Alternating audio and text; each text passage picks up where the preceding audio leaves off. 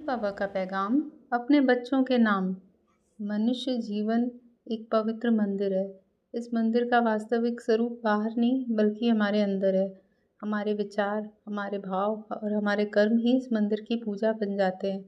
लेकिन इस मंदिर के द्वार पर हमेशा 6 विकार पहरा देते हैं: काम, क्रोध, लोभ, मोह, मद और मत्सर। ये विकार इतने आकर्षक हैं कि बार बार अपनी ओर खींच लेते हैं।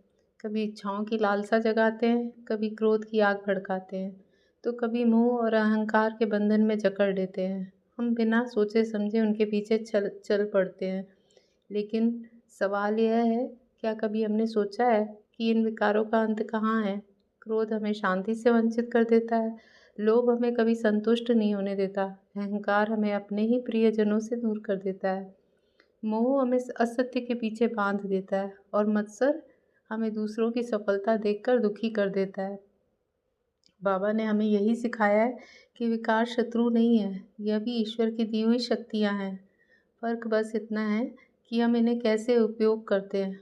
जिस प्रकार आग से भोजन भी पकता है और घर भी जल सकता है, उसी प्रकार यह विकार भी हमें या तो गिरा सकते हैं या ऊंचा भी उठा सकते हैं। यदि काम को सही दिशा मिले तो वही काम सेवा और सृजन का आधार बन जाता है।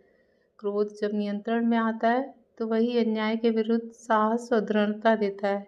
लोभ जब बदलता है तो परमार्थ और सत्कर्म की प्यास बन जाता है। मोह यदि रूपांतरित हो जाए तो करुणा और गहरा प्रेम बन जाता है। अहंकार जब साईं चरणों में झुकता है तो आत्मविश्वास और आत्मसमर्पण बन जाता है। और मत्सर जब बदलता है तो दूसरों की सफलता से सीखने और प्रेरणा लेने का साधन बन जाता है। लेकिन यह परिवर्तन अपने आप नहीं होता, इसके लिए साधना चाहिए, धैर्य चाहिए और सबसे अधिक चाहिए श्री साईं के चरणों में पूर्ण समर्पण।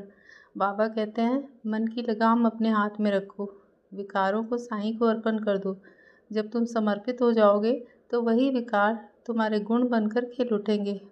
आध्यात्मिक विज्ञान यही सिखाता है कि हर समस्या का मूल और समाधान भी मन में है। यदि हम अपने मन को साईं भक्ति और नाम स्मरण में जोड़ दें तो कोई विकार हमें हरा नहीं सकता। तो आओ आज से हम प्रण लें कि हम अपने विकारों से भागेंगे नहीं बल्कि उन विकारों को साईं के चरणों में अर्पित कर देंगे और प्रार्थना करेंगे, बाबा हमारे विकारों को सद्गुणों में बदल दो, हमारी कमज़ोरी को हमारी शक्ति बना दो। और जब यह भाव हमारे अंदर स्थिर हो जाएगा तब जीवन एक साधना, एक यात्रा और एक सत्संग बन जाएगा। और यही है साईं का सच्चा संदेश। विकार बाधा नहीं बल्कि समर्पण के बाद सद्गुणों में रूपांतरित होने का अवसर है।